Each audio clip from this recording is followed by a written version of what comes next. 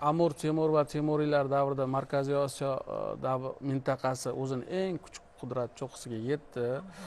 Dunyodagi eng katta bir imperiyalardan biriga aylandi va buni zamirida o'sha mustahkam Temuriylar davridagi tartib intizomning qo'yilishi bo'ldi.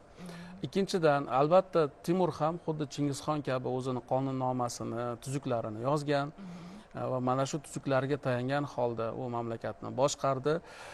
Mana Klavixoni men tanishganimda shunday joylarga duch kelganmanki, Klavixoda Amur Temur zamonida tolerantlikni mavjudligini u qoyil qolgan. Ya'ni mamlakatda haligi boshqa din vakillariga hurmatsizlik yo'q, barcha uchun teng sharoitlar yaratdi degan bir maqtovlarni yozadi va jazo borasiga kelganda Temuriylar davrida elchilarga nisbatan munosabatni u juda ko'tarinki kayfiyatda yozadi. Ya'ni Ispaniyadan elchi kelyapti.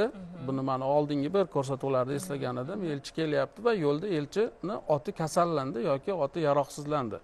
U shartta yo'lda xohlagan askarni, hatto u Temuriyzoda bo'lishi mumkin, shartta otini olib, yana yo'lda davom etish huquqini berdi. Agar favqulodda kelayotgan elchiga ot berishdan bo'yin tovlash yoki unga munosabat aksincha bo'lsa, uni jazo muqarrar bo'lgan.